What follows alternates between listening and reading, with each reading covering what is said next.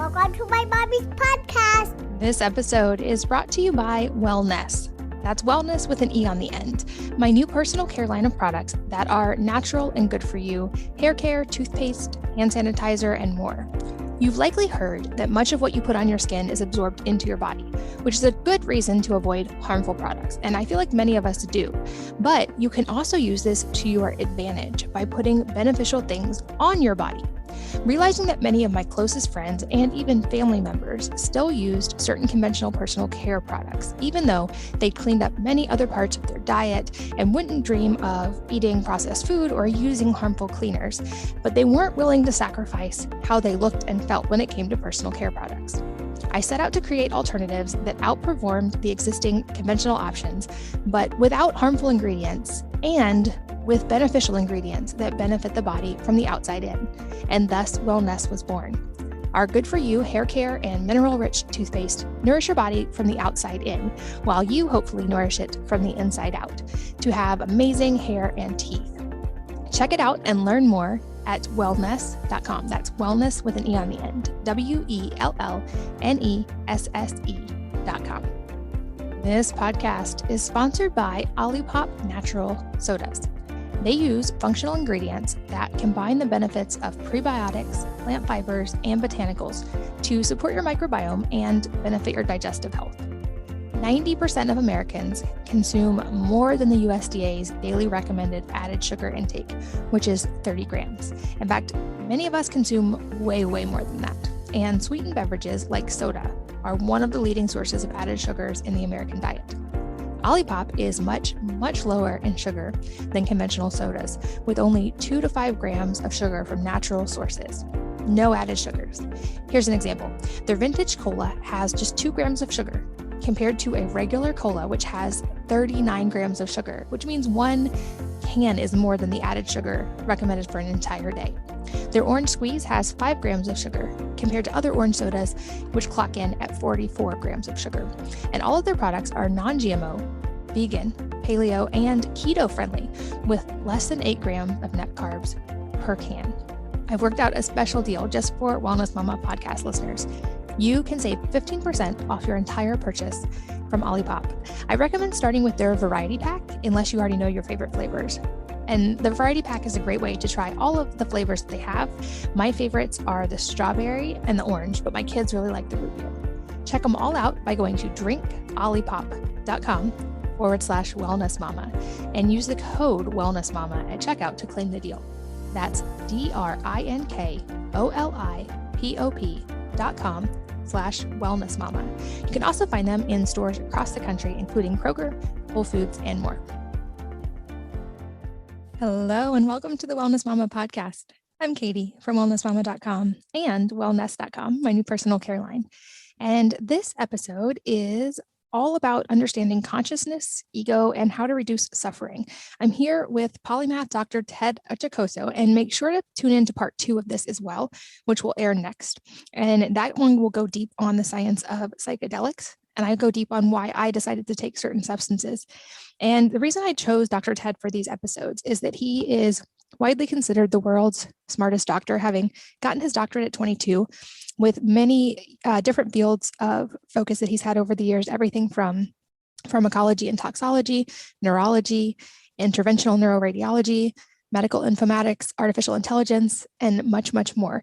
He is one of truly actually the smartest people in the world, having scored a 210 on the Stanford Binet IQ test, which is approximately 15 to 16 standard deviations above normal. So to put that in perspective, his IQ is literally 1 in a billion, and he's using that to do good in this world in many different ways.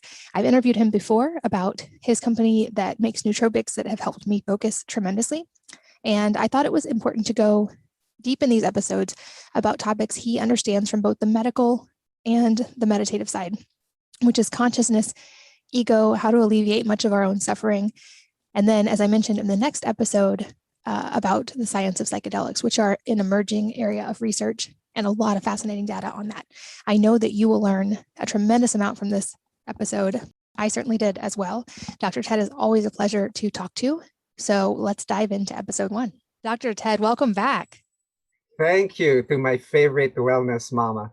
Well, it's such a pleasure always to speak with you. And I am especially excited today to have your help in talking through a topic that I feel like there's, well, several topics, but where there's a lot of misinformation and misunderstanding. And you come at this not just from the perspective of one of the smartest physicians in the world, or often called, I believe, the smartest physician in the world, but also from many years of consciousness and meditative practice. And so I think you have two incredibly unique and very valuable frames of reference when it comes to these topics. And I've heard you say before that we are in a time when upgrading the human consciousness is especially important. And I've said for a long time that I think moms are very much the front line of any societal change, but especially here because we have the unique ability and privilege of directly interfacing with the next generation every day. And I think moms are incredibly powerful and forces of nature in so many ways. And so it's an honor for me to get to talk to all these parents daily and to get to talk to you and to connect some information that I hope will help a lot of moms and a lot of the next generation as well. So we're going to go a lot of different directions today. But to start broad, I want to just start delving into the idea of consciousness, because I feel like there's a lot of misunderstanding even on what that term means. And then beyond that, we'll go through a lot of different layers. So start broad with us and explain some of the things we need to understand related to consciousness. Sure. When you hear the word consciousness these days, right? It's very difficult to extract from a person exactly what it means. So what it usually means for a doctor, and that's why I call this the medical consciousness or the medical definition of consciousness, is it's actually a negative definition. It says that which goes away when you're asleep, right? When you're in a dreamless sleep, or that which goes away when you're under anesthesia, right? So it's a negative definition. It's what's not, right? And if you take a look at, for example, when they're rating coma in the hospitals, there's a Glasgow coma scale, right? So that is what's called what I term a medical definition of consciousness. And the reason why it's very confusing is because we confuse it with philosophical definitions of consciousness, scientific definitions of consciousness. But let's call that the medical definition of consciousness so we don't get led astray, right? So what are the elements of this medical definition of consciousness? And when you look at it really from just a physical standpoint, we're actually, as doctors, we're able to identify it in the hospital. For example, say you fainted, right? So you lost consciousness, right? And so when you wake up, you are described as being awake, right? So awake is the first component of consciousness. It's what's called interoceptive, or the sensations of being woken up are coming in from inside your body, like waking up in the morning, right? There's nothing outside that's really waking you up. You wake up, and that's called the interoception portion of consciousness, and simply called, it's waking up. So and so the intern or the doctor will call you awake, and then there is such a thing called the next thing is exteroceptive, meaning you look around and you're responding to stimuli. So it's an exteroceptive form, right? And what do we call this in regular language? Is alert, right? You're alert. You're looking around, etc. And then what's the next thing that the doctor tells you? Do you know your name? Do you know where you are? You know what the date is, right? So that's oriented or orientation. That's already abstract because language is an abstract form. So it's called the abstractive layer of consciousness. So you have the interoceptive, you're awake, you're exteroceptive, you're alert, and you're abstractive, which is you're oriented. So alert, awake, alert, and oriented. So very simple to remember what medical consciousness is. So when someone talks about it, that's usually the way we think about it, right? But there are, many spiritual definitions of consciousness, scientific definitions of consciousness. So let's set medical consciousness aside, and now let's take a look at scientific views on consciousness. And scientific borders on philosophical, because the philosophical part of it is really very simple. As you know, I really love to divide things into two things that I can just remember, right? Even just to teach, just two things that I remember. One is to ask yourself a question, is consciousness an inherent property of the universe? Right, meaning our atoms, and their subatomic particles, etc. Are they conscious? Right. So that's the panpsychic model of consciousness, right? Is everything conscious? So that's from the philosophy. It's an inherent property, and the other camp is the emergent property of consciousness, right? So does consciousness arise from the complexity of processing, and it arises from there. You don't have to take one camp or the other, right? These are the way we explain these things. So why does this have so much bearing on us, right? It's because right now there's a huge $10 million contest going on between two camps trying to prove which one is actually the correct one. If they're both incorrect, if it's something else, then at least we've shown the way, right? So there's what's called the first one is called the global workspace theory, and this global workspace theory says the following, right? There's a portion in your brain called the working memory, and it's usually in the frontal cortex, right here by your forehead, right, the back of your forehead. And what happens there is that's where you do all your planning. If you have someone who plans all the time, it's basically an overactive prefrontal cortex, and it's said that anxious people actually have a very hyperactive prefrontal cortex, because they plan all the time. They miss out on what's happening in the present. What is it that Lennon said, the Beatles, or Lennon, right? Life is what happens when you're making other plans. So and that the prefrontal cortex. That's its function. It's actually the newest portion of your brain, right? So your capacity to plan and project for the future is actually new to us as an organism. So the global workspace theory says that when the sensory inputs arrive, like what you see, what you hear, what you smell, what you taste, they arrive at a global workspace, right? So there's like working memory in there, and then they're going to be parceled out to the parts of the brain. And remember, the brain has different components, to the parts of the brain that's going to process it. And it says that consciousness arises as an emerging property of it emerges from the computation, from the distribution, right, of the signal to the different components. So that is an example of an emergent point of view, right? It's arising from the processing of the brain. The other part is called the integrated information theory, or IIT. Now, this is a little bit more difficult in terms of the philosophy, but it's basically, if you boil it down, it's more of an inherent property, conscious and inherent property. Essentially, it says that you could put together like pieces of molecules, like or pieces of matter, like that, to make a thermostat, for example, and it will have some form of consciousness, right? Because it actually is able to process information out of those um, uh, different components that is going. So here, right, you don't necessarily have to be alive to do it, right? You don't necessarily have to be alive to do it. And that's the fundamental difference here, is there's the emergent and inherent properties. And most of course, the spiritual world, etc., think that the whole universe is conscious. So they're already coming from an inherent point, consciousness, an inherent point of view. Now, there is something very important that I always really like to emphasize here, is like, is the concept out there that in order for something to be conscious, it needs to be alive. And that's where you can really get into trouble, right?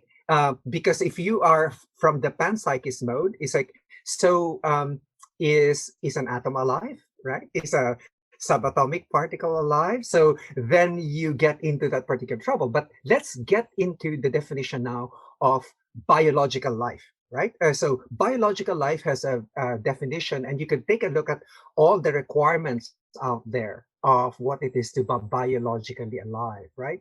And biological life actually means that you are physically close, meaning you have a boundary, but you're energetically open. You have to take your energy from the environment, right? So, like us, we eat. In fact, what we say is the only reason why we move is we have to find something to eat, right? So that's whole concept behind that thing is that you are basically physically close but energetically open, and this, to your listeners, Katie, should give you pause, right?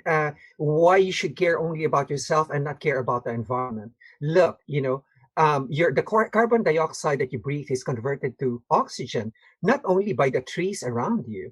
80% is actually converted by the phytoplankton in the oceans, right? So these are the miniature plants in the oceans that actually convert your carbon dioxide to oxygen. So you could see, we are focused, for example, on just on ourselves, but we are really very open to the environment, and that's why, for example, I'm a big proponent of vitamin D, right? It's taken from sunlight, exposure to sunlight, grounding, etc. Because you are not separate from it. You should consider yourself as actually just an organism moving in an environment. So now, so the question now becomes, and this is where much of the confusion arises, right? Does consciousness only arise in living things? And therefore, you have to define what it is to be alive, right? And there's a definition of what biological life is about, right? And you could see we're already blurring this, and to add more to the confusion, there's a whole field out there which your children will be immersed in. It's called synthetic biology, right? Where they are actually creating life forms from raw materials, right? So far, we haven't created a pure life form from synthetic materials, but we have been able to create um, to remove the DNA and replace it with an all synthetic DNA. And just a few weeks ago, right, they showed that this version that they have can actually replicate, right? It can replicate regularly. So this will be the technology of your children's generation. I mean, we're going to be left behind here, but this is rapidly developing and so on. So all the more they will need to have clearer definitions of what's life, or perhaps we could erase it altogether and put it all in a spectrum, right? Not one suddenly doesn't just become alive, just as one suddenly doesn't become as conscious, and that's espousing sort of like the inherent property, right? So inherent, you add more and more proto-conscious elements into something, and the more it gets conscious, right? So that's a question to ponder. Is, do you need alive to be conscious, to be medically conscious? Yes, of course, because you have to lose consciousness within the context of life, right? So remember that these have separate definitions. So you could see now why there is such confusion, right? So for me, it's easier to basically keep in mind that, well, okay, there is medical consciousness, which we talk about when we're talking about fainting and accidents and concussions, you know, um, and so on. And then there is the philosophical and scientific, uh, you know, views of consciousness, which is there are the inherent a property of the universe. We don't know if they're just an inherent property of matter, or is energy itself conscious, right? So we don't know that. So we don't have any answers to this. But part of the beauty of equanimity is that you can rest in the uncertainty, right? Yeah, it's uncertain. And the other part is it's emergent. As you process information, then there's this property that's called consciousness. So that's now the scientific basis of that. And if you take a look now at, when you move now towards, and these are very important because it's easier, for example, to teach these concepts. If you before you have to like take a look at the sacred text and see what it means, right? But now you could actually correlate with science what's going on. And one of the biggest discoveries, of course, and I presume that many of your listeners had it, is that the seat of the self, or what they call the seat of the ego, is now presumed to be known, right? And here I won't use the term ego, because ego is very value laden, right? It's we usually use it as one's inflated view of one's self-worth, and that's not exactly what I mean here. What I mean here is a self-referential system, anything that refers to yourself, right? I am Katie, I was born here, this is what I do, I have this number of kids, this is my husband, and so on and so forth. So that's a reference to yourself, right? And that's a single most important concept, I think, here that we need to expound on, because it's been very much misunderstood, right? The self is different from consciousness. Okay, so the self is the self. What I'd like to say here is the self is an appearance within consciousness. Okay, so what do I mean by that? So let's look at it just from a physical point of view, right? So there are what's called neural correlates of uh, of the ego, right? They're neural correlates of what's called the default mode network of the brain. In other words, it's a network. The first thing I'd like to remove from the beliefs of your listeners is that the self or the ego, is not a noun; it's a verb. In other words, it's a process that's continuously being created and destroyed the whole time, right? So, um, so think of your true identity as, Katie, right? And then say you are an actress, and the self that you're really projecting out there. There are many, right? And these are the roles that you take when you're on stage, right? You may be Kate in the Taming of the Shrew. You might be, the Queen in the Queen of the Damned, and so on. So these are roles. Essentially, the way you look at self, or you look at ego as roles, right? They you don't have to believe in them, but while you're acting, right, it's as if it's true, right? But the key part is not to forget that you're just playing a role, right? So, um, and that's very important. Now, in scientific terms, the default mode network, the way I describe it is really a very simple. If you, for example, imagine a series of lights, right, in arranged in a circle, right, arranged in a circle.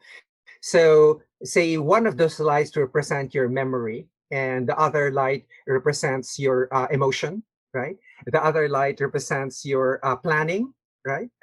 Ability. The other light represents your decision making ability, right? So, say there are sub networks of those, and they're arranged in a circle, right?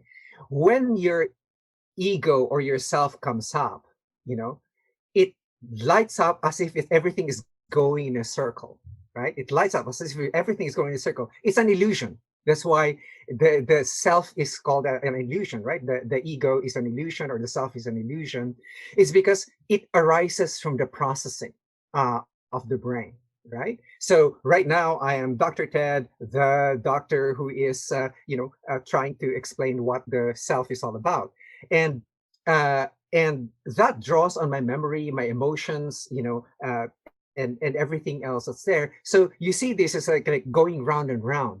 But when you quiet yourself down in meditation, right? When you try to meditate, say you quiet yourself down, you will see this as just popping up as a memory, right? Or as an emotion, or as a plan. There's really no thinker. There's really nothing that's integrating everything. So the ego is the conductor. It likes to integrate, it likes to integrate things, and it's there because in evolution, during evolution, right? During evolution, you needed it, right? You needed it to have what's called a sense of agency, meaning you are separate from others. You notice that your ego arises when you abut against another, right? Uh, when you abut against another person, especially, or your child, or essentially when you abut against a relationship, not necessarily human, right? You abut against your relationship with your job, your relationship with your house. I have such a small house. I want a bigger one, right? So you. I'm sorry, I swore. But uh, but so you see that it's all about how it abuts on relationships, your relationship with your time. It's like, I am not given enough time to finish this. You see how it actually basically is very protective, right? It's very protective. But at the same time, it also closes you, right? It closes you and makes you think that that's the world, right? It makes you, it closes you, and that's, you think that that's the world. And so, but when you slow it down, and without even meditating, you could actually experience this yourself in the morning, right?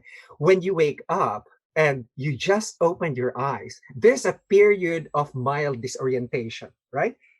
Because the self hasn't crept up yet, right? So you look out and there's this brightness, there's this color, and so on. And, right before, holy I have to do 1, 2, 3, 4, 5. I have to call this. I have to run, da da da da da. And you see that it's already formed, right? It's right there. It's like, this is Katie, in her Katie mode that has to be very efficient and do her time management, and so on and so forth. So you see immediately there that this is essentially, it can be deconstructed, right? It can be deconstructed from that. And so what's the benefit of that, right? Why am I big on meditation, for example, or why am I and on another topic that I'd like to touch on is like, how can we use, for example, psychedelics, in order to experience this, what I call selflessness. Other people call it egolessness, but let's call it selflessness, right? um, so um, what is the advantage of this the not having a self-referential system as you move about, right? It's not, the ego is the I. It's right, everything refers to you. So someone is getting angry, that's you, right? It's someone is getting slighted, like, you blah blah blah, you don't know your face from your whatever. So someone's screaming and yelling at you, that's the ego, that's the self right there, right? But when you don't have that, you see that these are just sounds with meaning, being produced and arising from your consciousness, right? And arising from, instead of using consciousness here, I call it awareness. So the ego or the self is what I call, it has self-awareness, right? So it has what's called self-awareness. And the way you elicit self-awareness, if you really want it to be acute, is, um, stare at someone else, for longer than what is socially acceptable, and he will get very self-conscious, right? And that's what's called, that's intense self-awareness, right? People with stage fright, for example, have an intense, fear of this self-awareness, like, how am I going to look at with other people? And that's an egoic function. That's a self-referential function, right?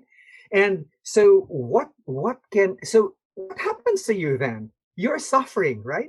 You're suffering all the time, because there's always this something that's always craving for something, like um uh, or resisting something at any given time, like, oh, I don't want that tea, it's too hot. It's like, there's always something, even in these minor things, right, that you begin to sense that there is always someone. When there is someone there, the ego is there, right? There's someone who is wanting this, someone is doing that, etc. It's not bad, right? As long as you know, and as I'll talk about later, what can you do in order for you to observe your ego arise, or for yourself to arise. It's like, oh, the self is arising. And that's a beautiful skill to have, to watch your, ooh, ego arising. It's like, okay, oh, it's this someone at the back of you that says, someone's getting angry. And that's, it's you observing the ego arise, right? And before you even sputter out some angry words, you already saw, oh, the anger arose, and you already have examined it. It all takes 3 seconds, right? And you can actually, instead of reacting to a situation, you can respond. So the self-referential system is really a source of so much suffering. In fact, I think it's the core of the suffering of human beings, right? It's the core of suffering of human beings. People ask me, what did, I ask people, what do you want? And it's, I want to be happy, and define what is happiness, right? If you don't have a definition of happiness, you can't be happy.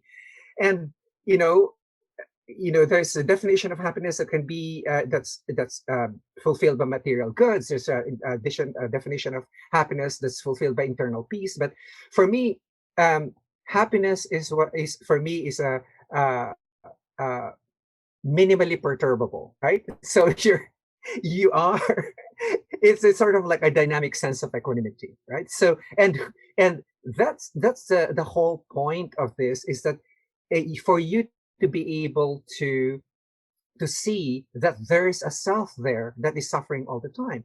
Like even if you're waiting in line and you're getting impatient, who is getting impatient, right? Who is this the ego? It's like, you're waiting in line, and you're sort of like so impatient about the whole thing, and you are having all these thoughts racing in your head. And what's the bad thing about that? The thoughts consume you. It becomes you, right? Everything that you think and you feel is all you. And what the example that I like about this was given by Sam Harris. Like, for example, you meet a friend of yours, right? You meet a friend of yours, and you the person says, "Man, Katie, I can't that you did that to me." And suddenly you go, what the hell did I do to you? You are already consumed by that. There's no more. So the entire role engulfs you, right? So it becomes the entire ego becomes you. There's no more space that says, whoop, there is something, there's an identity inside me that this person is responding to, right? This person is responding to. So on the science of it is actually quite interesting. First, the science of the DMN, or default mode network, was actually discovered by accident, right? They thought that when the mind idle, or when the brain is idle, they would not be seeing any blood flow. Everything will be quiet. But they saw that when the brain is idle, there's actually a lot of blood flow to the centers of the default mode network. Now, opposite to the default mode network, it's what's called the task positive network, right? Or the TPN, the task positive network. It has several components, but I'll keep it simple here. As I said, I like dividing things into two. So the task positive network is the one that externally oriented. So, for example, when you are engrossed in a game, right, you get lost in it, or you are actually baking, or you're doing some activity that you love, right? My mother was a tailor, and she would like get engrossed in pattern making and sewing, and and time would fly by, and she wouldn't even notice it. I used to do a lot of minimally invasive neurosurgeries, and what I thought was only a 45-minute procedure was actually a 4-hour procedure. That is when your task positive network, which is right in the periphery, here on the sides of the brain, not at the center. The DMN, or default mode network, is the center of the brain, that which refers to yourself, right? These ones are the ones that are outwardly aware, right? So when you're having a flow activity, your task positive network is very active. So then, if you want to have a good balance, then you must have a good balance between the activity of the default mode network and your task positive network. Now, and this is very important, most depressed people, they find that the default mode network is very active, right? Because of this, all of this self-reverberating circuits, like, oh, I'm this and I'm this and I'm this, and it's just going on and on and on inside. And you could see a heavy activity of the default mode network coming in. And this will assume relevance when I talk about psychedelics later on. So when you're looking at a flow activity and so on and so forth, now you could see that this actually very much related to the emergence of the ego and to the self-referential system, and of course to the task positive network. In fact, there are groups that say that consciousness perhaps is just arises from the delicate balancing between the default mode network and the past positive network, right? So there are groups that are saying that now, that is just doing that balance. So what's interesting about the default mode network when we're looking at it this way, since it's the seat of the self, right, is that when you are totally self-absorbed, and this is interesting. In 2013, there was a study where people were actually allowed to stay with their thoughts or give themselves an electric shock. And this was for 40 minutes. And, majority of the experiment participants, humans, actually voted to electrocute themselves rather than be alone with their thoughts. And that's a sad indictment for us humans, right? It's like we cannot be alone with our thoughts. And that's where that's because we get the ego likes to identify with your thoughts. We think that our thoughts are everything, right? It's like that's you. Your thought or your emotion is everything. Remember that in memory encoding in the brain, usually memory is encoded both with the information and with the emotion with it, right? And so when you think of something, say you had an argument with your spouse, uh, you know, instead of setting it down, last night when the argument was done, you're still continuing with the argument now that your spouse is already out of the house, etc. You're still arguing with your spouse in your head. What does that do to you, right? And that's basically your default mode network just churning things over and over. And what does it do to you really in the basic sense of things? It just really makes you suffer, right? So um, so that the awareness of the ego or the self, right, is a self-awareness. Now let me introduce a term here, what I call meta-awareness, right? So we don't have to deal with consciousness. Meta-awareness is when there are techniques on teaching meditation when they try to teach you how to form a witness, something that's a non-judgmental witness to all of your thoughts, emotions, and all of that, right? And there are many apps that would teach that and so on. But I call that, instead of uh, pure awareness, some call it pure awareness, some call it pure consciousness. Let's just call it meta awareness, so we don't stray far, right? So there is self-awareness from the ego, and then there's the meta awareness, that which can be aware of your ego, that can be aware of your self-referential system. And it takes a while to develop this non-judgmental uh, uh, awareness of your ego rising, right? Especially because there are, different ways of being able to develop it. There is, of course, we'll take meditation first. I've been meditating since high school, right? And they're essentially and division by two, right? There are two types of meditation. There's a concentrative types of meditation, and there's contemplative types of meditation, right? So one is teaches you how to concentrate, one teaches you how to get insight. But the whole point of it really is for you to be able to be still and accept the moment for what it is, right? For example, and an extreme example that I would think about is that you look at something and you get extremely agitated and angry at what's going on. There is that part of you that's aware of the anger arising, right? There's the part of you of that anger arising. In fact, before I discuss the meditation portion of concentrative and contemplative, I would just like to inform your listeners, Katie, that Libet before this was in I think '88. He performed an experiment on how much free will do you have. So essentially, he was asking the volunteers to say exactly when to mark exactly the time when they decided to reach for a glass of water, right? So they can decide whenever they wanted to.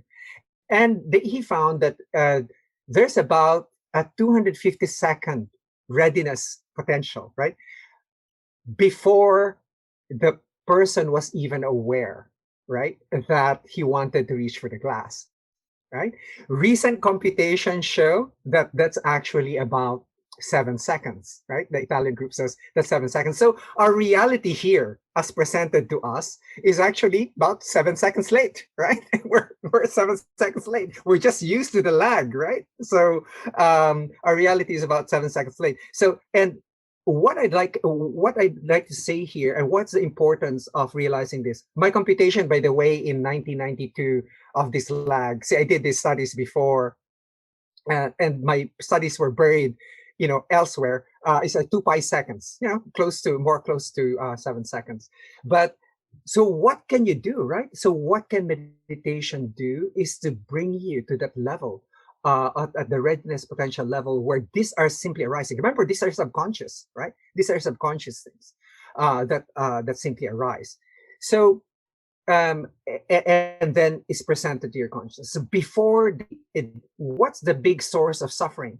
When your entire self, right, is your reality. It's like the Katie who is absolutely concerned that this isn't working, and so on, and there's nothing else, right? There's no space around observing the Katie. And that's when they say you're asleep, right? You're asleep because you're basically being carried by your thoughts, where your thoughts take you. And enlightenment, or waking up, is realizing that the thoughts are just occurring in your conscious or your awareness, right?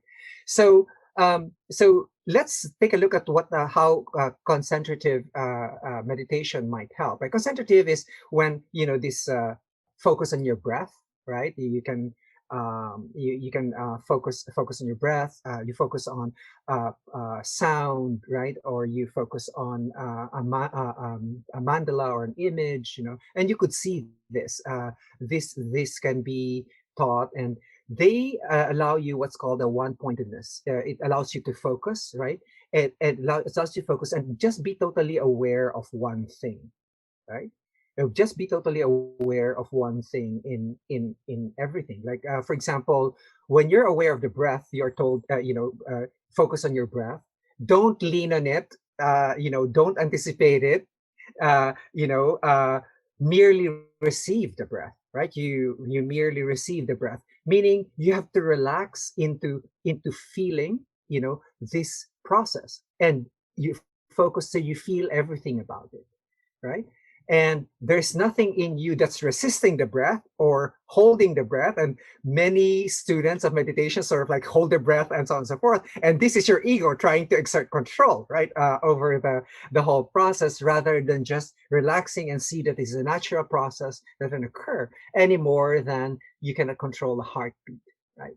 So those are concentrative. And there's a unifocal, where they just focus on the breath. And then there's a choice, where you basically flip from one to the other. And here's another important concept to know, is attention, right? So the key element here is attention. And remember that attention also arises from your awareness, right? So whereas before, Katie, we were taught that attention is like a spotlight, right? We do a spotlight on what we want to do. Recent findings actually show that what happens when you focus attention on something is that all the other areas in the brain that are not going to participate sort of like dim themselves down. and the one that is focused on attention. This is just less than a year old. That finding is just less than a year old. So we still have the spotlight model of attention, but rather more, this is more like a filter model of attention now. And that's coming from the brain, and even attention arises, right? So you could feel that attention also arise, whereas the ego would say, well, attention is my tool. I will focus my attention. I am the one thinking, I am the one doing this. But the whole point of this is for you to train the mind to say, okay, here's see, being able to focus on the breath without thinking about anything is an ordeal for many people, right?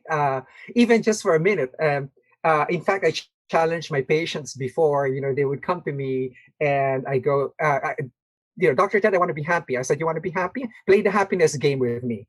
Okay. I said, starting now, I will time you. I said, starting from now until when you say it's over, I said, tell me when a thought would occur to you. So I said, the longer that you don't have any thoughts intruding, I said, the more happy you are. Remember the study that they did, Katie, where they were via an app, they were surveying people on their happiness and how much thinking they were doing, and the people who were doing too much thinking were actually the most unhappy. And the funny part of it is that some of them who were surveyed, like, were thinking about something else while having sex. So and it's like, seriously, but there was a good chunk of people who were thinking about something else while having sex. So can you imagine that, not being able to stay in the moment of what you're doing, right? It's just an example of what it is. So and then there's what's called choiceless. You basically allow your attention to go where it wants to go. So that's a contemplative type, and the contemplative types are are the ones that are usually taught in monasteries, right? Dzogchen, Bon, stuff where these are this is where I'm trained at in terms of the contemplative modes. From high school, I was in the contemplative thought, but the contemplative modes give you a different sense, right? It allows you to. There is like, for example, with practice called Dzogchen, right? The Dzogchen, right? It's becoming more popular now. Before, when I was in my 30s, no one would actually know this, and this was what I was trained on. So what we basically it does is there's actually a teacher who points out the true nature of consciousness, or what is it, what's the true nature of consciousness, and so on. So, but now we can point it out the way I do with my pointing out, is I do it through neuroscientific methods, right? You have a default mode network, you have a task positive network, you have a meta awareness, and so on. And really, one of the most important skills that you can have is to watch yourself arise, to watch the ego arise at every moment, right? When you're working on a document at home, you're typing up something, or when you are, folding clothes or doing laundry, etc. Look, your ego doesn't have a need to play a role there. Instead of saying, why the hell did she stain this clothing and blah blah blah? It's like, really, it's already happened. It's already there. It's like that's the moment where you are, and being able to recognize that's causing your suffering. You're already, the recognition of the fact that there is that part of you that's just aware of, like, oh, there's this part of me there's this part of me that's actually getting irritated. There's part of me that's or when you catch yourself thinking about, say, you broke up with someone, for kids with for parents here with teenagers, right, with their first love, and so on and so forth. It's sort of like, they think it's the end of the world because my life is shattered, etc., etc. And that's what romantic love is. Actually, it's a very contracting um, uh, feeling, right? It's because it's programmed by evolution for survival and reproduction. It's built in there. It's very biochemical. Of course, we built up a lot of stories around it, right? Stories and stories and stories. But inside, really, we have just this biological drive. But being able to recognize all of these thoughts, like for example, in post-traumatic stress disorders, right?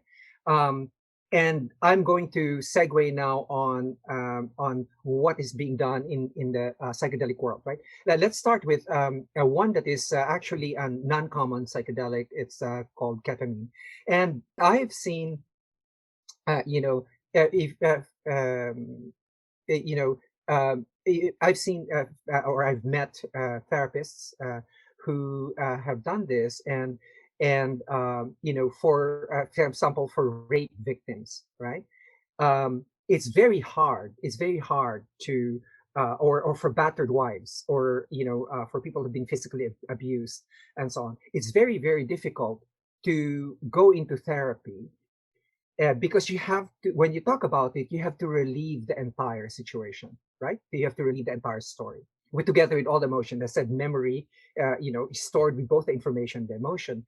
Now, what ketamine uh, can do is state of dissociation, and the dissociation, and what it does is actually it dampens down your default mode network. In other words, it can do what's called the DMN reset. So it's very short, right? It's very short. It can reset your DMN and can give you relief, right, from the depression that's resulting from your post-traumatic disorder, right? So that's one. So ketamine is a dissociative anesthetic, right? It's used as an anesthetic for horses. It's also used. It was used extensively during the war for surgery of the soldiers, right? Because it doesn't have to be refrigerated. It's very stable, and so on.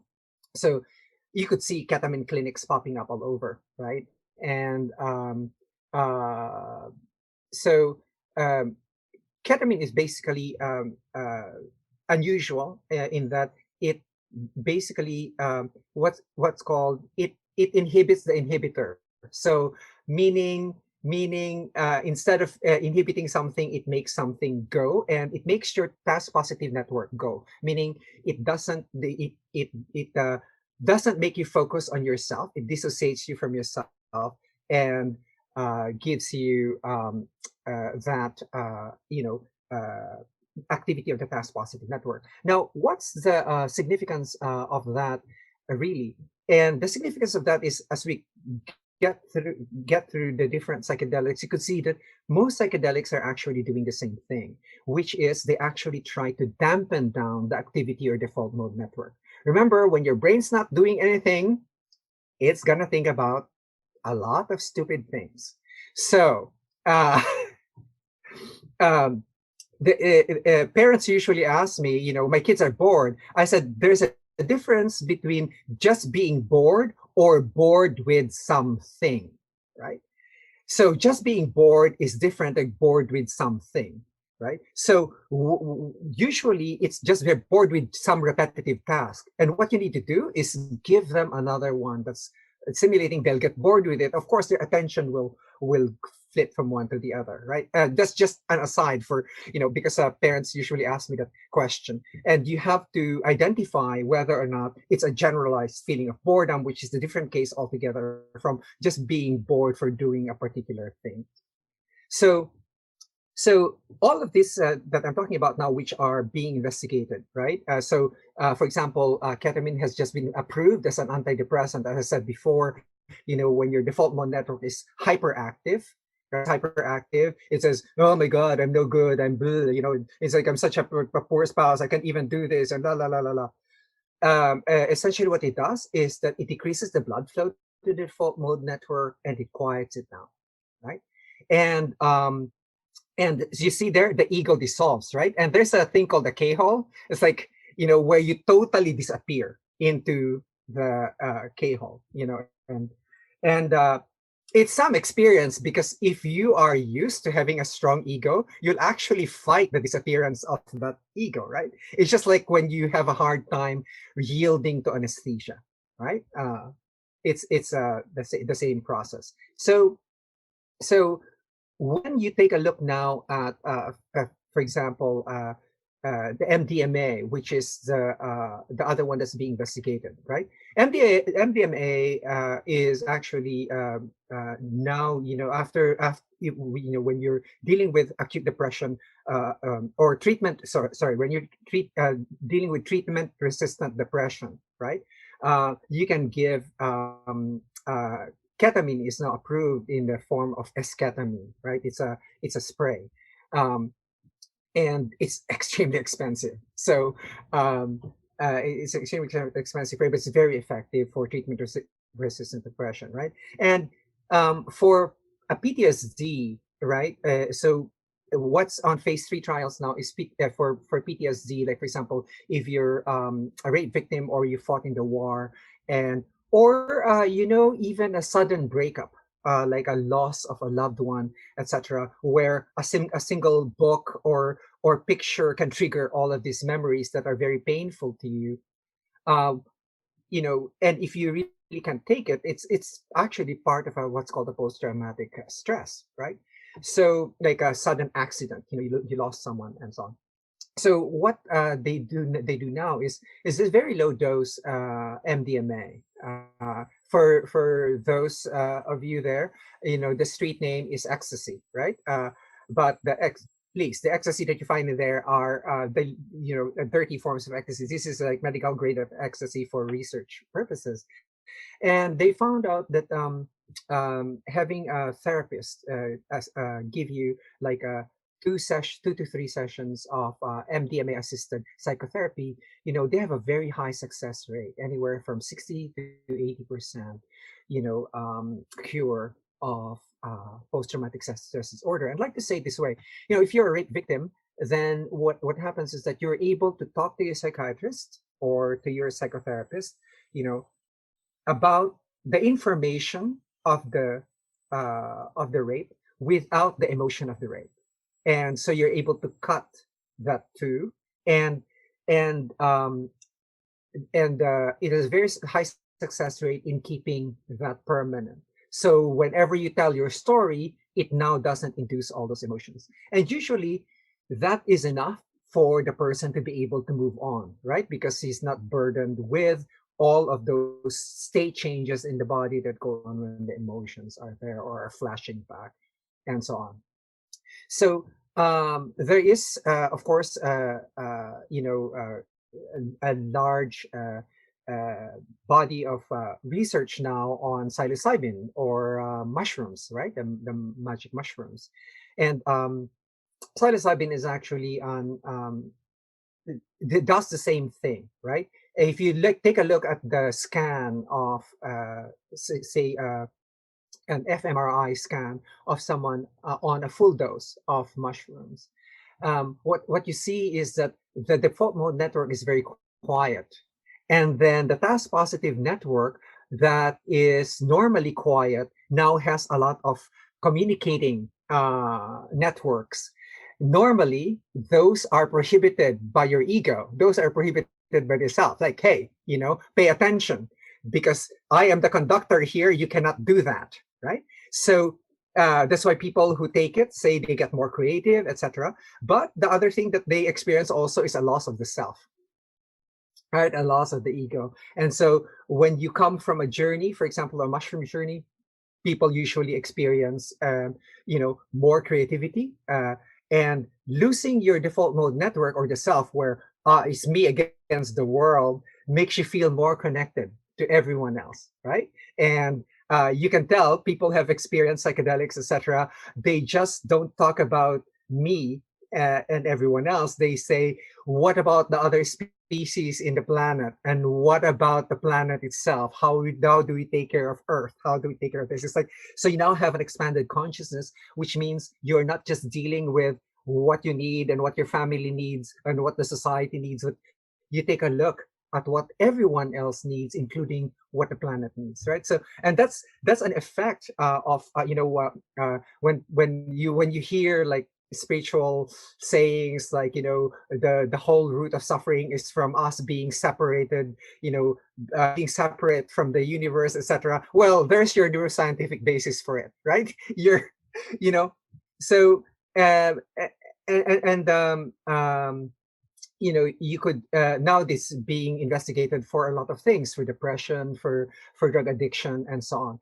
And of course there are traditional like ayahuasca, for example. Ayahuasca is one of the sacred brews, right? Um, in Peru, and it's composed of essentially two elements, and what's called a monoamine oxidase inhibitor, something that inhibits your liver from degrading the molecule, and of course the plant that delivers the methyltryptamine molecule. And it's a long journey, right? And if you go to Peru to experience it, it comes with a lot of the cultural, I call them baggage, but that's not a nice word. All the cultural frills, that come with it, right? Um, and from my experience with it, and that's the reason why I created my own version, since I'm also trained in pharmacology, is that I found the experience very difficult in a sense that the inhibitor that they used for me was not the traditional one. I found it a very difficult experience because I kept on vomiting, right? And I said I could probably make this into a drug-like formula. So I actually found a drug that is a reversible inhibitor, and then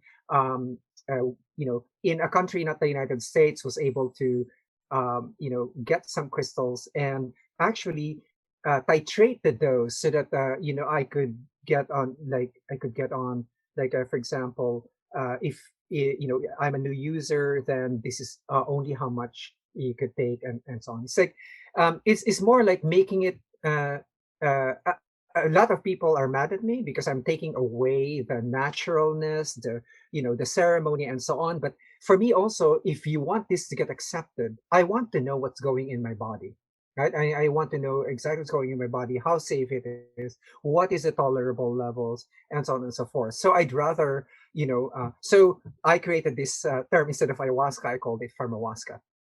So after pharmacology, right?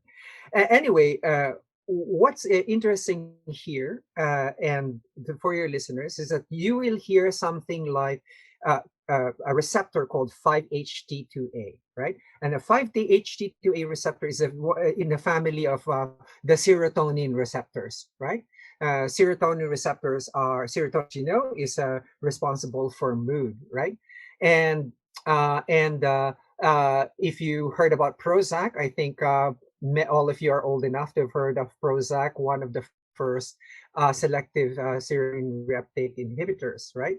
So it prevents serotonin from being destroyed by the enzymes of the body, and it was used for the treatment of depression, right? So what happens when you're, except for ketamine, right?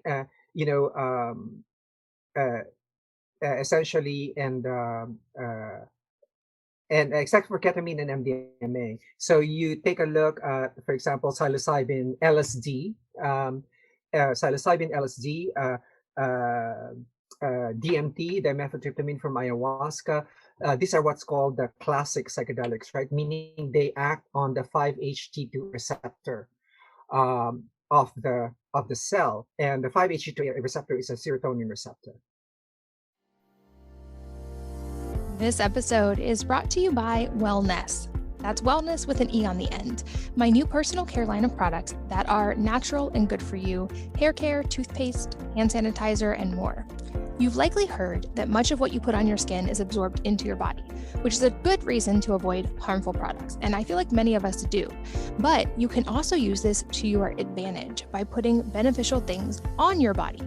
Realizing that many of my closest friends and even family members still used certain conventional personal care products, even though they'd cleaned up many other parts of their diet and wouldn't dream of eating processed food or using harmful cleaners, but they weren't willing to sacrifice how they looked and felt when it came to personal care products.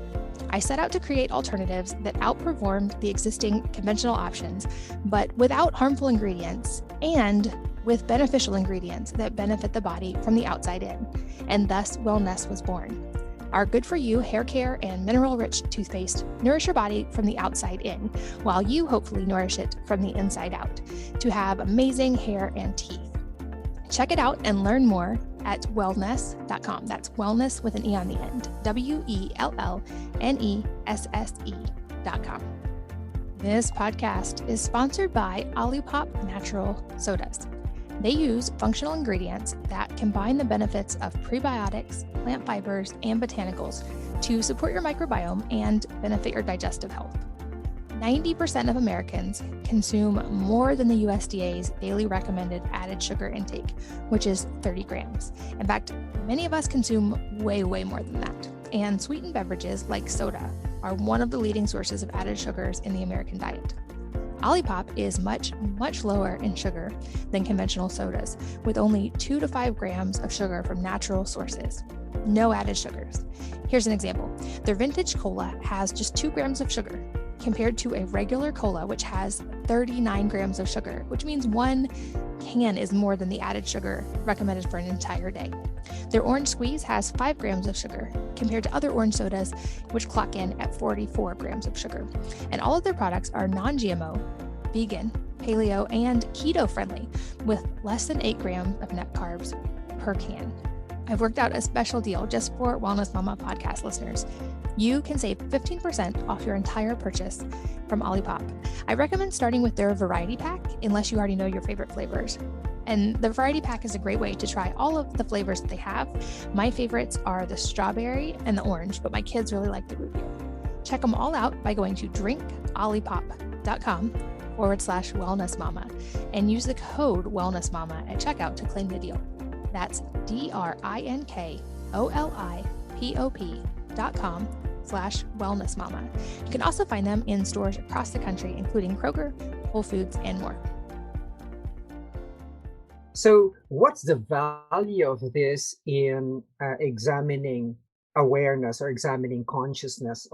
And Stan Groff, who is a researcher here, very, one of the gods essentially of in the field, said that psychedelics are like a telescope is to astronomy, and a microscope is to biology. So psychedelics is to the mind. So your psychedelics are either your telescope or your microscope to the mind, and to examine it, to examine what's going on in it. But the major action that you would experience it on a full dose, so it's what's called a tripping dose or a full dose or a journeying dose. For those who don't like the word trip, on a journeying dose, is essentially the dissolution of the self, right? But what is not good about it, in a sense, is that it replaces the contents of your consciousness with something really fantastic, or if you're having a bad trip, a phantasmagoric, right? Or they don't use bad trip now; they call them challenging trips, because you learn something from them. But the way I look at this, Katie, is really very simple. When you go to the gym, right? You go to the gym, you work out, right? You work out, and for those bodybuilders, they would take like anabolic steroids, right? And for me, psychedelics. So meditation is like a mental gym, right? It's like a mental gym, and psychedelics are like your anabolic steroids for your mental gym. You don't take them that often, right? But you would like to experience what it is to be selfless. And once you have experienced that, you can bring it back to your meditation practice and say, okay, that was the experience of selflessness, right? That's the experience of selflessness. So that's the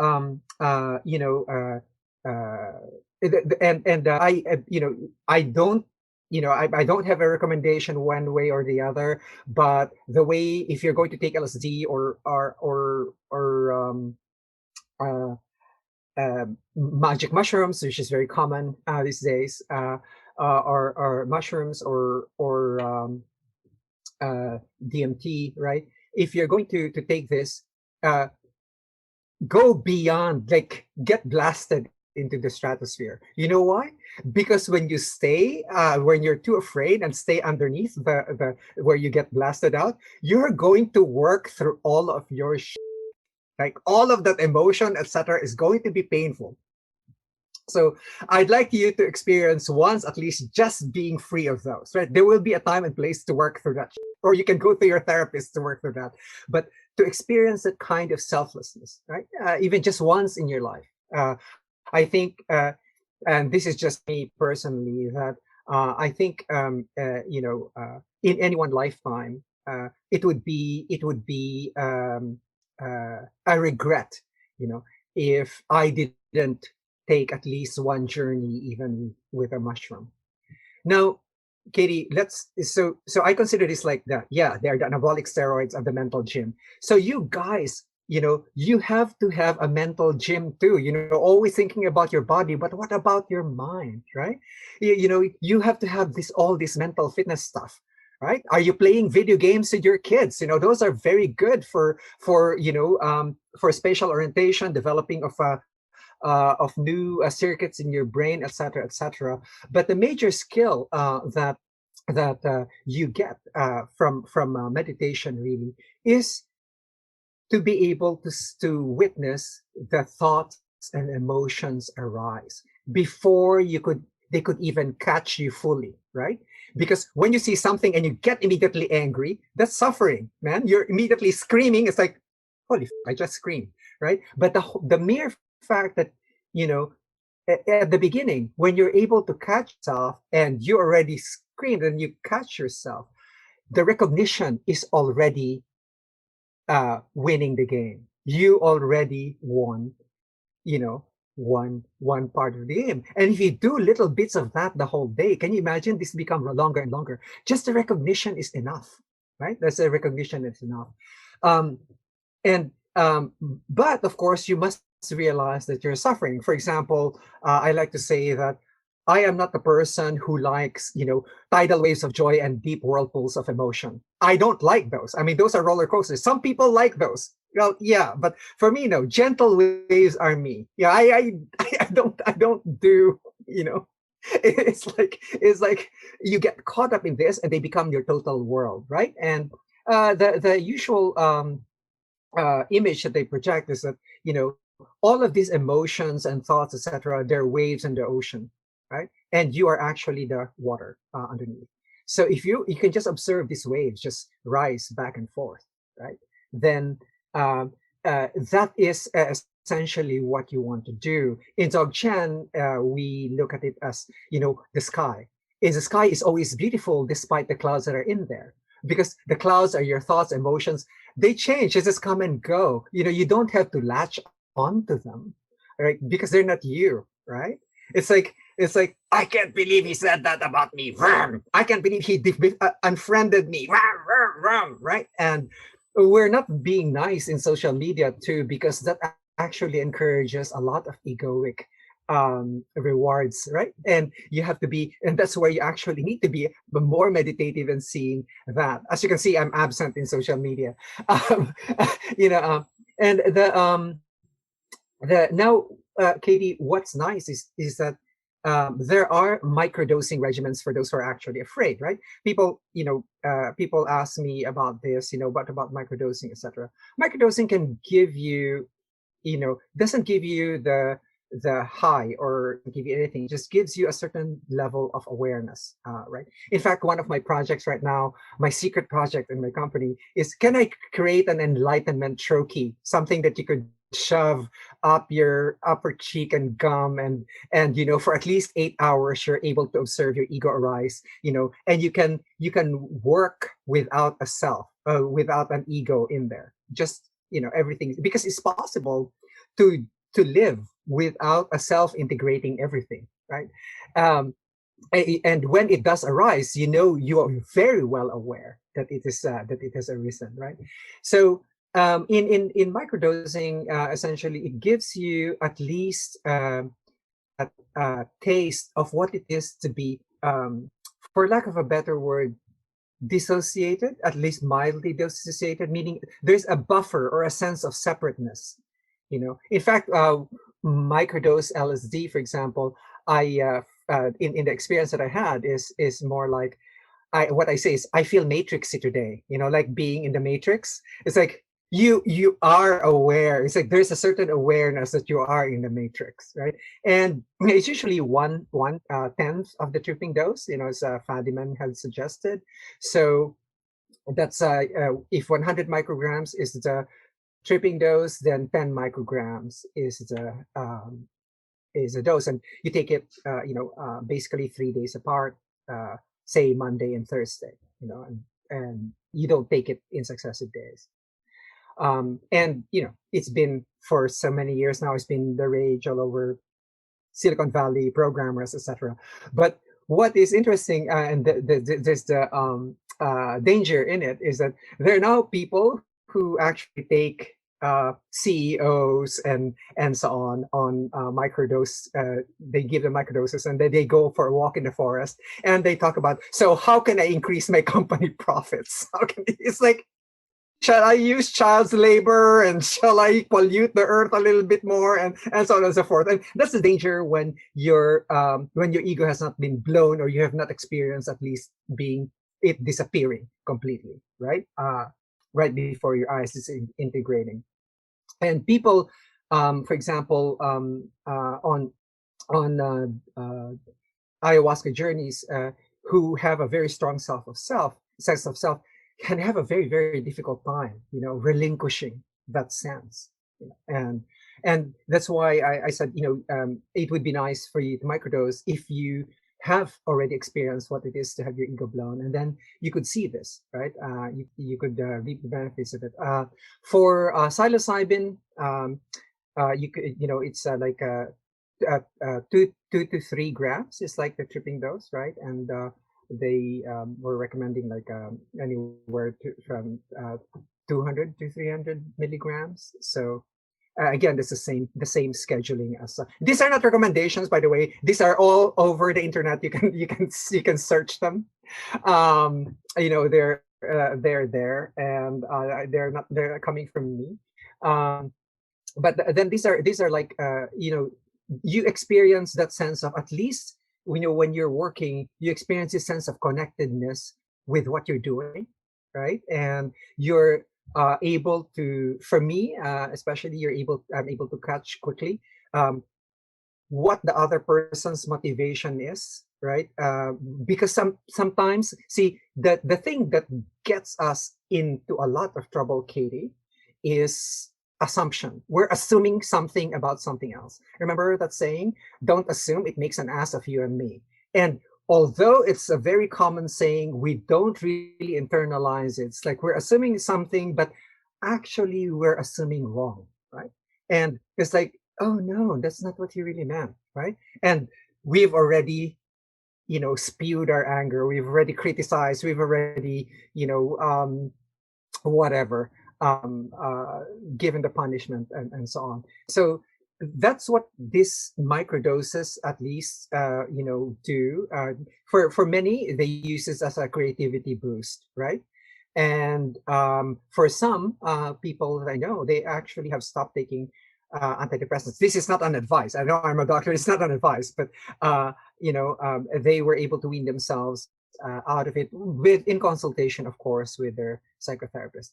Now, remember that psychedelic assisted therapy, is there are, you can go on training, for example, with MAPS, the Multidisciplinary Association for Psychedelic Studies, that's headed by Rick Dublin, for example, to be able to know how to do these things.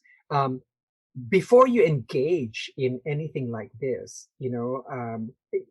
talk to someone who's knowledgeable, someone who's done it, and if you really want to do it, do your research and then get a sitter. A sitter is someone who is going to sit with you through the journey, preferably someone who has had the journey himself several times, right? And knows what to expect. And for example, at Hopkins, at the clinic of Roland Griffiths, right? They're doing a lot of studies on mushrooms, um, and they rank these experiences as one of the top 5 experiences of their lives, right? But they are very, you notice that these guys are very non-obtrusive, right? They're not they will hold your hand, etc., but they will not intrude into your journey. And this is for the full dose, right? So so you could see that all of these psychedelics are now, as I said, MDMA is on phase 3 studies. Ketamine has already been approved for treatment-resistant depression. So we have psilocybin is coming up next, and and then DMT is now, there are preliminary studies on addiction, for example, and so on. There are others like ibogaine, which is what's called the overnight treatment for cocaine addiction. And they have had, if you search for ibogaine on the web, you could see, these parents, for example, there's this documentary of this father very angry at why we're not popularizing this more, because his daughter ran away at 13, right? And, and got addicted to cocaine and sold her body on the streets. And she on rehab, she relapsed times until he found out about ibogaine. Went to a clinic in Mexico, and just one overnight medically supervised session, and then came back with continuing psychotherapy with a psychiatrist, and got over relapsing cocaine addiction. So there are a lot of this. And I am sorry that what has happened to the United States is that, during the Nixon administration, and even before that, people were actually fearing, it's sort of like we swept all of these things under the rug, as having no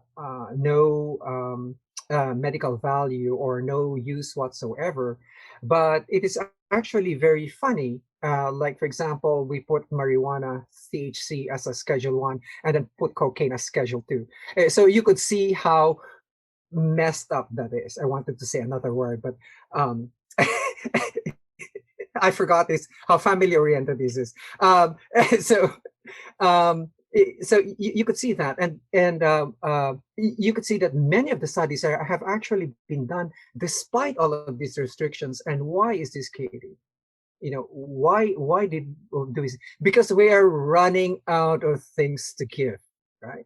We did not, there are many clinical studies that were done, for example, already on LSD before, which we just all swept under the rug, right? So we have all of this data before what I call the prohibition, all this scheduling and so on. And what is sad is that all of you guys, who were born in the 80s and who were growing up as kids, and, and seeing this TV ad, this is your brain on drugs. And, and then they smash this egg and so on. It's like that, that's brainwashing. So that is what I call sociocultural programming, right? You were programmed that way. So so it's very hard.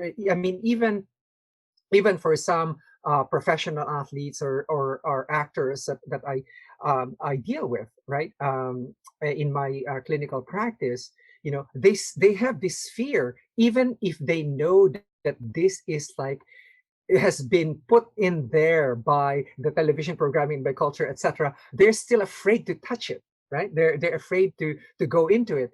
And it's really quite interesting that they pass this fear on to their kids, right? And and that was all a lot of really great propaganda for the government, It had nothing to do with the scientific merit of things. Now, if you now go to around the world, right, you could see that all of these substances have been used for thousands of years. The shamans, those cultures with shamans, for example, they use this to. It is normal for them to know that there are other dimensions. Like, for example, when you're on ayahuasca, right? What comes to you when you come back is that you have you have you come back with, like, there are other dimensions out there that you can't see, right? And these are dimensions that the shamans see, when they're on ayahuasca. You see the origin story of Santa Claus, right, on Amanita muscaria, and the mushroom with the polka dot cap, and you could see stories around the world that uses, even in the Eleusinian mysteries in Greece, right?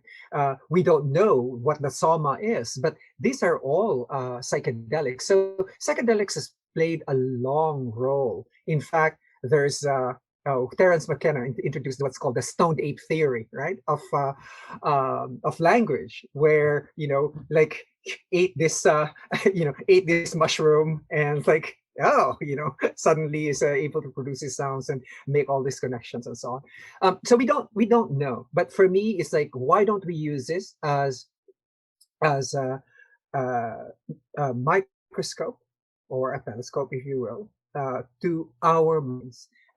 Because, as Socrates said, the unexamined life is not worth living.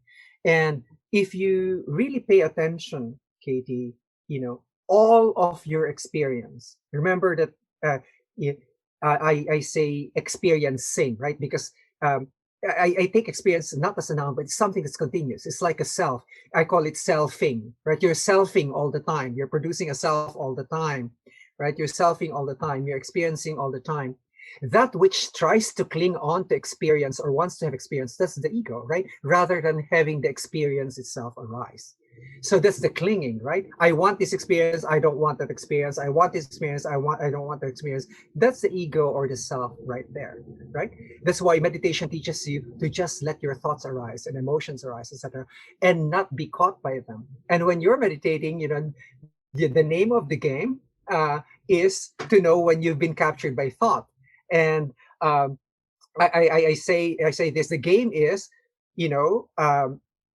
don't allow yourself to be hijacked by your thoughts and emotions as they arise, right? Or if you if you get hijacked by them, immediate recognition that you've been hijacked, you've already won the game. Next round. So, because it's impossible not to have any thought or emotion, right? But being able to watch them arise without any judgment, right? Is without any judgment, is the name of the game, for me, in not suffering, right? Because once you become identified with that thought, then suddenly you're feeling this, I need to make this thing happen. You have all of your plans and so on, because and that's what they say always, it's like, why the mind can never be in the present, right? It's always like what's going to happen in the future. This is what happened in the past. It's always in those two places that it goes. It never stays in the present moment. And what meditation or psychedelics teaches you is, there is a place to stay at the present moment. And judicious use of these molecules, can allow you to feel selflessness, right? And bolster it with your meditation practice. And the thing that people misconstrue about meditation is that it's something that's formal and that you sit down and do it. No, that's a formal meditation that you do, that you sit, right? Your life should be a meditation in itself. Like, each and every moment that you do, there is that meta awareness that's just there, that's just experiencing everything for what it is, right? Oh, there's the pain, there's a this, there's a that, right? See, the suffering is the story that we create out of it, right? It's like, oh, there's this pain, right? It's like, why the you put the chair in there? No, I hit my shin. That's the pain. right? Because there's a story that's created out of it. And we're very, very good at that. I mean, now you know, Katie, why when I tell people that I actually, you know what, I'm allergic to when people ask me, like, what's your story? I have no story. I'm allergic to stories because they're the cause of so much pain, right? But it's the way we learn. It's the way we teach, is to create these stories. And, you know, so be careful of the meanings that you put in. Just be careful that it's just a meaning, right? It's a meaning that's there, right? And you have to be able to separate the syntax from the semantics, right? And the semantics from the semiotics, and the semiotics is, of course, the context of the meaning, right? Because the meaning changes according to its context. So these are very important things to look at. Now, as you probably have deduced, you know, I have had these experiences, both the full doses and the micro doses, as they call them. And I would like to ask you about what your experience is and with what molecules. Well, I'll say you have an incredible ability to know the questions I was going to ask you and answer them without me asking. I love how you basically gave a scientific explanation for some quotes that I love about how we suffer more in imagination than reality, and how you shouldn't believe everything you think, or the often misattributed one that all of man's problems stem from his inability to sit quietly in a room alone, and how there's actually, we would literally rather shock ourselves. So for me, what I discovered in my own journey of this is I did have sexual trauma. I was raped in high school. And so I identify very much with some of these things you mentioned in studies. And for a very long time, I think my ego did a great job of keeping me safe. But it also kept me from working through a lot of things because it didn't feel safe. And I had certainly attached a lot of meaning and had trouble in traditional talk therapy talking through some of those things. And this, I believe, was also very much connected to what ended up being thyroid disease, to having an inability to lose weight. My body didn't feel safe doing that because it was protecting me.